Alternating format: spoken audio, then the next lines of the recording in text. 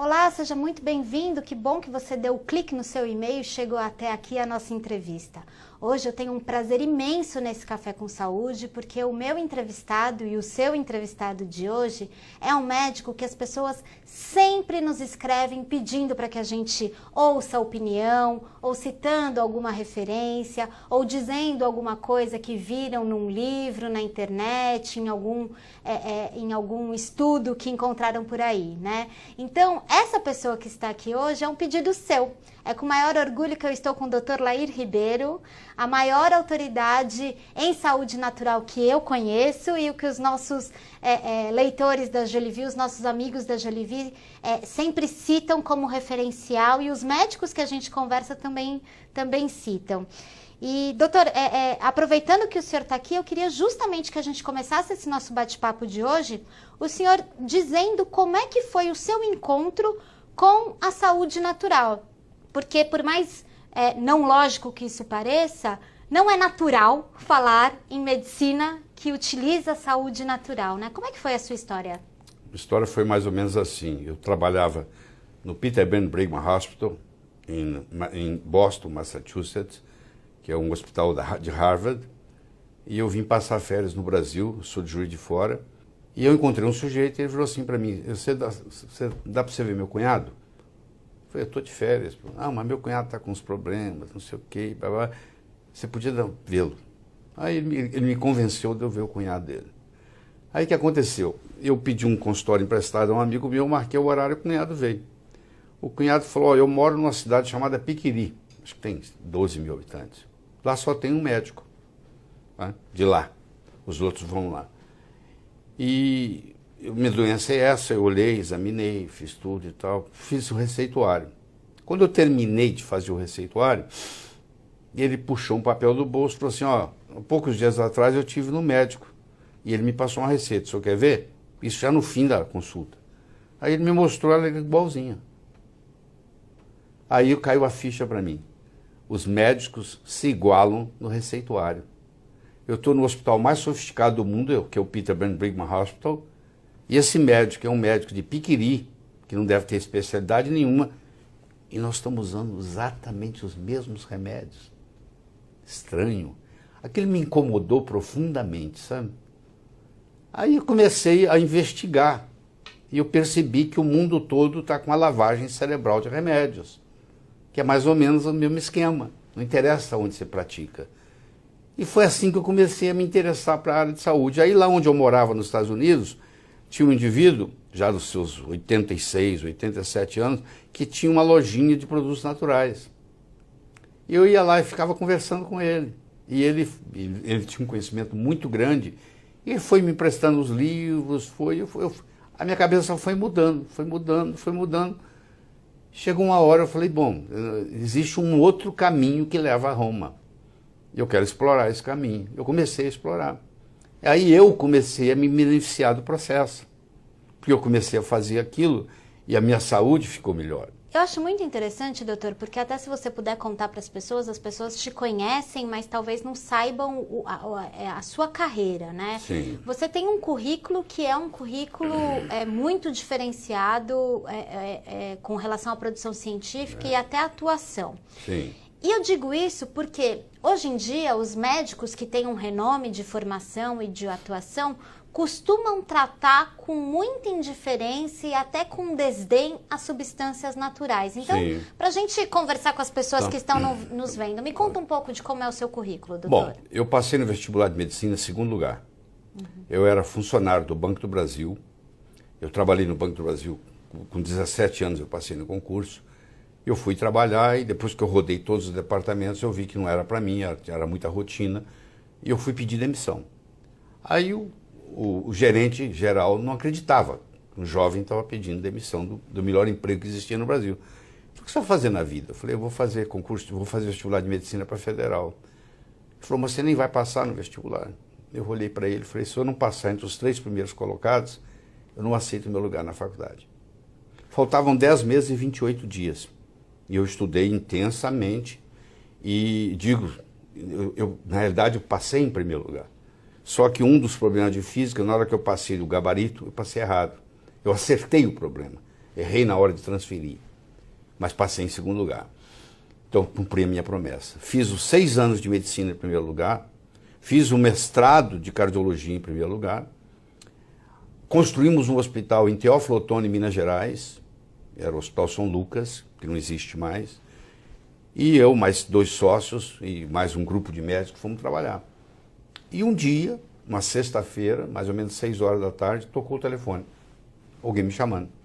E era o gerente de um hotel.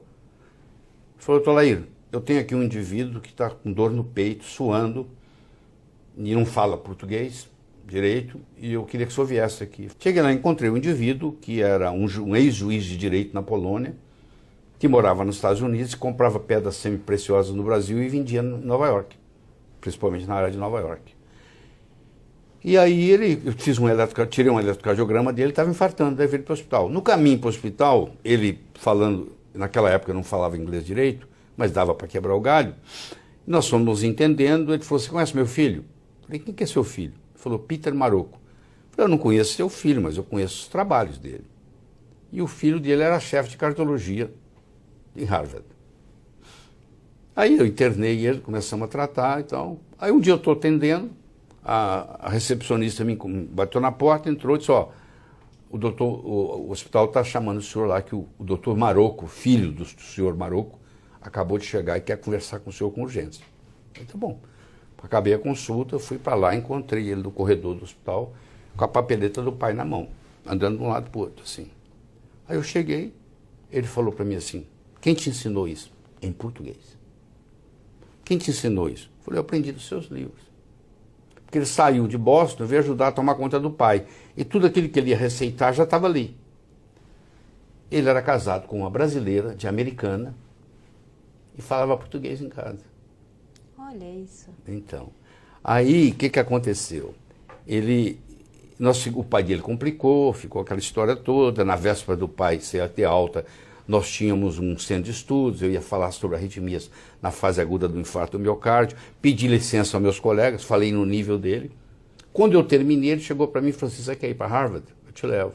6 meses depois, nós estávamos conversando no telefone, e eu falei: aquela oferta que você fez? Ele falou: continua de pé. Aí eu convenci os meus sócios que eu ia passar 1 ano nos Estados Unidos. E passei 17. E aí eu fui para a indústria farmacêutica, e o meu sonho era largar aquilo tudo e fazer coisas minhas.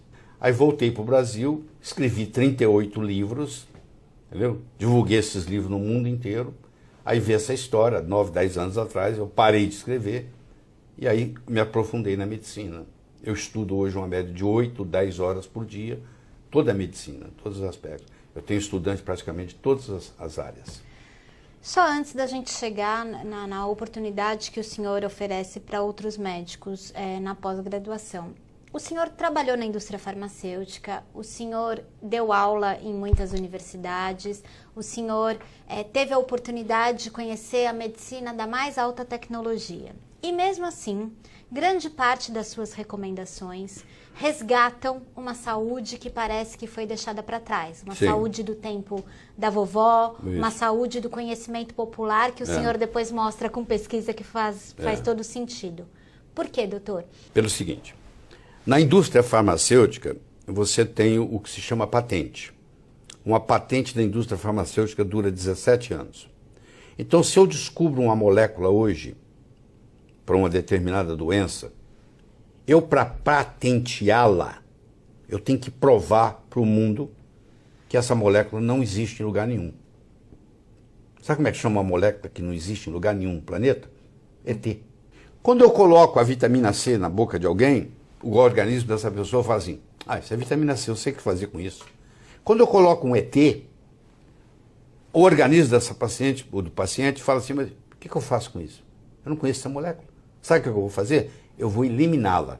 Aí cria uma série de efeitos colaterais, que vai ser tratado com a outra droga, que vai criar uma série de efeitos colaterais, que vai ser tratado com outra droga. Então, na minha cabeça surgiu o seguinte: eu tenho 2 tipos de farmácia. Eu tenho a farmácia dos homens e eu tenho a farmácia de Deus. Eu acho o seguinte: quando foi criado o mundo, as doenças são criadas. A solução para as doenças também são criadas. Senão seria uma sacanagem cósmica. isso acontecer. Então, se existe uma doença, existe um modo de tratá-la. E não é necessariamente com ET. Então eu comecei a perceber que os ETs causam efeitos colaterais. E hoje existe uma coisa chamada polifarmácia. Você pega um indivíduo de 65 anos de idade, ele está tomando um remédio para pressão, uma para diabetes, outro uma para reumatismo, um para glaucoma do olho. Ele toma inúmeros remédios. E não existe organismo que aguente aquilo. E quando eu comecei nessa abordagem natural, eu era um cardiologista famoso, bem conhecido, mas eu era criticado, porque eu falava muito de nutrição e eu não era nutrólogo. Então eu fui para a Abrança, Associação Brasileira de Nutrologia, virei nutrólogo, fiz a prova, fiz o teste, tudo certinho. O CRM permite você ter 2 especialidades. Eu sou cardiologista e nutrólogo. Então aí eu me aprofundei mais ainda no aspecto da nutrição. E hoje eu tenho gabarito de poder ter curso de pós-graduação, aprovado pelo MEC, tudo certo, onde eu ensino a trabalhar com essa parte nutricional também, que foi esquecida. O senhor ensina os médicos hoje? Ensino os médicos hoje. Hoje a sua pós-graduação, os médicos, porque na universidade mesmo... Não, na universidade não existe isso. Agora, doutor, também quando a gente começa a falar da saúde natural, né, vem sempre um discurso que é um discurso muito importante, mas que ainda não ganhou corpo, falando sobre a questão da influência do marketing e da influência econômica que a indústria farmacêutica tem, obviamente por ser uma indústria, em ganhar dinheiro, em tratar a doença e mais do que isso, fazer com que o foco seja o remédio e não a prevenção. A palavra remédio já diz remedia. Remédio não cura nada, remédio remedia.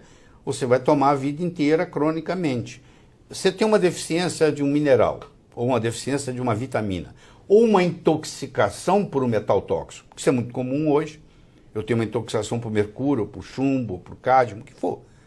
Bom, se eu não tirar aquela intoxicação de lá, e se eu tenho uma deficiência de um mineral, e esse remédio não está me dando suprindo essa deficiência, eu vou continuar com a doença. Se ele fosse inócuo do ponto de vista de efeito colateral, tudo bem. Só que ele vai causar uma sobrecarga no meu fígado, nos meus rins, no meu sistema como um todo. E vai gerar efeitos colaterais, que vai ser coberto por um outro remédio. E o médico, nós temos um hábito muito ruim. A gente não tira remédio de ninguém, a gente só acrescenta. Então, se você vai num especialista, ele te dá um remédio. Aquele remédio vai atuar num outro sistema, que você vai num outro especialista, que não vai tirar aquele, vai acrescentar outro. Cada vez que você vai num médico diferente, é acrescentado a você um remédio diferente. Mas ninguém tem coragem de tirar nada. Então chega no fim, uma pessoa com 65 anos de idade, ele toma 6, 7, 8 remédios diferentes por dia. E aí ele está intoxicado. Se identificou? Provavelmente você que está nos assistindo é uma dessas pessoas que precisa tomar uma série de remédios. Eu já tive a oportunidade de conversar com o senhor outras vezes e até né, de ouvir algumas das suas aulas, e o senhor não tem pudor em falar em cura. Sim, eu falo em cura porque é o seguinte, se você tem uma intoxicação e está doente, e eu faço uma desintoxicação desse produto que está te intoxicando, bom, você cura. Entendeu? E essa intoxicação crônica pode ser um problema no dente, por exemplo. Você tem um canal maltratado, que está infeccionado. Aquilo é uma fonte de infecção 24 horas por dia. Você desenvolveu uma enxaqueca por causa desse canal maltratado. E aí, enquanto você não tratar aquilo ali, não vai resolver. Tudo mais vai ser remediar. No momento que você extrai aquele dente, tira aquela infecção, no dia seguinte a dor de cabeça não aparece mais. Então o que você fez? Você curou a dor de cabeça. As pessoas que nos escrevem, que estão nos acompanhando, elas sempre nos escrevem numa situação de múltiplos sintomas e doenças sem solução, né? Então, da enxaqueca à esclerose múltipla, são pessoas que já passaram por diversos especialistas que não encontraram a solução para os seus problemas. Os médicos que chegam até a sua pós-graduação, são médicos normalmente interessados em apresentar essa solução para os pacientes? São médicos que vêm da medicina alopática clássica, tá? Como eu venho também. Mas que estão cansados de ver a falta de resultado. Eles têm o paciente crônico e continua crônico, continua voltando no hospital, eles não veem melhora, só veem deterioração, e eles querem, eu não tenho mais orgulho de ser médico. Então, quando eles vêm fazer o curso e eu mostro para eles essa, entre aspas, farmácia de Deus, e trabalho científico não falta, porque o médico tem um jargão muito defensivo. O médico, quando não sabe uma coisa, ele vira assim para o paciente. Ah, isso aí não é científico. Isso é um jargão que é uma pena, porque o médico, o cliente hoje, o paciente, na hora ele mostra que não é verdade. Ele entra no Google acadêmico, digita lá e mostra, doutor, é aqui. E esses 11 mil artigos aqui? Eu escutei um médico dando uma entrevista, falando, foi perguntado para o médico, para o cardiologista, existe alguma correlação entre deficiência de vitamina D3 e doença cardiovascular? Ele falou, não tem nada científico. Eu entrei no Google acadêmico, tinha 11 mil artigos. Meu Deus. Você entendeu? Na hora. Pronto. É uma afirmação, mas gostaria da sua avaliação também. O conhecimento está muito contaminado pela indústria farmacêutica Totalmente contaminado. Inclusive a ciência está contaminada pela economia e pela política. Você quando lê um artigo científico hoje, se ele for patrocinado pela indústria farmacêutica, você tem que criar uma série de dúvidas. E como o médico não é especialista em estatística, ele é muito enganado com os resultados, né? Então você imagina o seguinte, eu tenho 1000 pacientes que receberam remédio, eu tenho 1000 pacientes que não receberam. No final de 5 anos, aqueles 1000 que receberam, morreu 1. No que não recebeu, morreram 2. Você vai dizer assim, reduziu 50%. Não, reduziu 1 em 1000. 1 em 1000. 0,1%. Eu tenho que tratar 1000 pacientes para salvar 1. Isso não é 50% de redução. Isso é um chamado risco relativo. E isso é permitido colocar na revista, por incrível que pareça. Então, se eu trato 1000 para salvar 1, eu te pergunto, e os 999 que eu não estou ajudando? Que estão pagando, que o governo está pagando, que tem efeito colateral, e etc. E aí, como é que fica? Mas o médico vai dizer para você, não, é 50% de redução. Esse risco relativo, é difícil de acreditar, é permitido ser colocado nas publicações. Então, nós todos, os médicos, estão sendo enganados com os efeitos terapêuticos dos remédios. Eles são altamente exagerados. Doutor, mas daí fazendo uma advogada do diabo, porque eu sei que a defesa é boa, eu não poderia dizer também que daí há uma manipulação para substâncias naturais, quando a gente fala em pesquisa, quando a gente vê as pesquisas contundentes sobre vitamina D, eu não poderia dizer que há uma manipulação? Não, porque não existe, geralmente não existe patrocinador, não existe é um professor de uma universidade que faz um estudo. Mas o que a indústria farmacêutica fez? Ela, com os órgãos de fiscalização, ela disse assim, ó, nós precisamos de 3.000 pacientes. Agora eu te pergunto, eu vou fazer um estudo sobre paraquedas. Eu vou pular sem paraquedas e você vai pular de paraquedas. Nós vamos ver qual que é melhor. Quantos casos nós precisamos fazer? Um só. Não é verdade?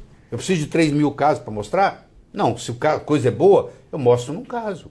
Se uma pessoa tem intoxicação por chumbo, ela tem uma doença chamada saturnismo, que era muito comum em pintores, porque colocava o pincel na boca. E tá dor de cabeça, cefaleia, etc. e tal, contração muscular. Eu vou lá e faço um detox nessa pessoa de chumbo e ela sara, eu preciso de um caso. Por que eu preciso de 3.000 casos para mostrar? Como foi criada essa história de 3.000 casos, o que acontece? Só a indústria farmacêutica agora consegue aprovar as coisas. Porque tem verbo envolvido. Porque tem verbo envolvido. Entendi. Porque na faculdade de medicina, nós todos somos educados para remédio. O representante do laboratório vai nos dar amostra. Nós somos educados em só usar remédio. No momento que eu começo a usar produtos naturais, no momento que eu mudo a alimentação da pessoa, existe uma resistência muito grande por parte dos colegas. Eu vou completar 72 anos de idade, trabalho no mesmo esquema que eu trabalhava aos 25, não tenho doença nenhuma, porque eu acho que se eu for ensinar saúde, eu tenho que ser saudável, e eu faço aquilo que eu ensino, eu pratico o que eu ensino. Eu conheço um médico que nunca tomou um remédio, eu falo, então você não pode receitar remédio. Se você não acredita em remédio para você, você não pode acreditar em remédio para os outros. Doutor, mas esse tipo de atuação, vamos falar assim dos benefícios, tudo bem, a gente se beneficia, né? Beneficia o paciente, eu já me portando como médica, né? Mas o médico se beneficia o paciente, mas também compra muita briga, né, doutor? Compra, mas todo o pioneirismo gera briga, você entendeu? Se você tem uma ideia diferente, quando a Terra era plana, alguém vem e fala que a Terra não é plana, que ela é redonda, cria-se uma polêmica enorme. A medicina, do jeito que eu vejo ela hoje praticada, a pergunta que eu faço é: nós devemos rir ou devemos chorar? Porque tem muita gente envenenada, na melhor das intenções dos médicos, dando um remédio que tem efeitos colaterais sérios, que estão tomando outros remédios por causa daquilo, entendeu? E infelizmente é o que acontece e é o que vai continuar acontecendo. Eu faço o meu trabalho, tá? Eu tenho provavelmente o melhor currículo médico do Brasil, não saí comparando, mas tenho, porque eu não encontro ninguém que tenha mais de 150 trabalhos científicos publicados em revistas médicas americanas indexadas, está à disposição de qualquer um no meu site. Você pode entrar lá, que tem trabalho por trabalho. Fiz questão de colocar o trabalho per se lá, para ninguém falar que eu estou inventando. Então, eu passei pelas melhores universidades do mundo, eu passei por Harvard, eu passei por Baylor College of Medicine, eu passei pela Thomas Jefferson, eu fui diretor médico da Merck, fui vice-presidente, cheguei a vice-presidente da Ciba Corporation, hoje Novartis, lecionei em 21, 22 países como professor convidado, né, em medicina, níveis altíssimos, dei aula até para doutorados, curso de doutorado nos Estados Unidos. Então eu tenho todo o conhecimento científico necessário. E você me conhece, sabe que eu estudo 8, 10 horas por dia, pô. Será que tudo isso eu estou estudando todos os livros errados, pô? Entendeu? Essa história de que não é científico, você não está fazendo o seu dever de casa, só isso. Vai pesquisar que você vai ver. Mas também tem um argumento muito utilizado que é a expectativa de vida. Porque as pessoas dizem, bom, tudo bem, então se você vai falar que a água com limão é essencial, que eu preciso temperar a minha carne com curcumina, tudo bem, você pode resgatar tudo isso. Mas no tempo que não tinha remédio, as pessoas morriam com 35 anos e agora a gente vive até 80. Isso não é verdade. Deixa eu te falar. Quando você fala de longevidade, a longevidade nunca teve tão grande. É porque a mortalidade infantil caiu. Porque quando você calcula a idade, você leva em consideração o natimorto, o que foi abortado, o que nasceu e morreu logo em seguida. O que resolveu foi a mortalidade infantil por condições higiênicas, nem médicas são. É questão de higiene, esgoto, água tratada, você entendeu? Fez a grande diferença. Mas se você pegar o seu avô, o seu bisavô, que já estava com 70 anos, ele viveu muito tempo. A maioria não chegava lá porque morria antes. Mas morria antes, principalmente na infância. Hoje, antigamente, você pegava um indivíduo de 70, 80 anos de idade, ele era o patriarca da família, tudo que os problemas ele que resolvia. Hoje você pega a maioria dos caras com 70, 80 anos, estão gagá. Eles estão com Alzheimer. Eles estão doentes. Então, você acha que é vida você não lembrar o nome do seu filho, você não escutar, você não enxergar, você não ter controle esfincteriano? Pô. Doutor, tudo bem. Os médicos encontram uma oportunidade de dar uma virada na chave. E as pessoas que têm 50 anos agora? É uma oportunidade delas virarem essa chave? É, porque o que precisa para ter saúde é muito simples. Pô. Você precisa ter uma boa dieta e uma atividade física. Eu ensino para as pessoas. Você não pode ir na academia? Anda em volta da sua mesa de jantar, pô. Roda ali 100 vezes. Tá bom. Porque a Organização Mundial de Saúde mostrou que para deixar de ser sedentário, você tem que dar 10 mil passos por dia. Você compra um aparelhinho por R$35, uma loja de esporte dessa aí, de material de esporte esportivo, você chama pedômetro. Você põe o pedômetro na cintura quando você acorda e tira ele à noite para olhar na hora que você for dormir. Se você não deu 10 mil passos ou mais naquele dia, você é sedentário. A dieta. A dieta é o seguinte, a maioria das pessoas hoje não tolera glúten. O pão que você come hoje não é o pão que Jesus comia. Tem nada a ver. Houve uma mudança muito grande. Toda vez que se fala que houve um aumento da produção do trigo, na realidade foi um aumento da concentração de glúten. Nos últimos 30, 40 anos, a concentração de glúten no trigo aumentou 400%. Não existe organismo que aguente isso. Mesmo que você não tenha hipersensibilidade ao glúten, você tirar o glúten ajuda muito, tá? E, infelizmente, quando você é hipersensível ao glúten, você também é hipersensível ao leite. Então, mais de 60% das pessoas que têm hipersensibilidade ao glúten também não se dão bem com leite. Então, você tira o glúten e o leite por 15 dias. Vamos ver o que acontece com a sua vida.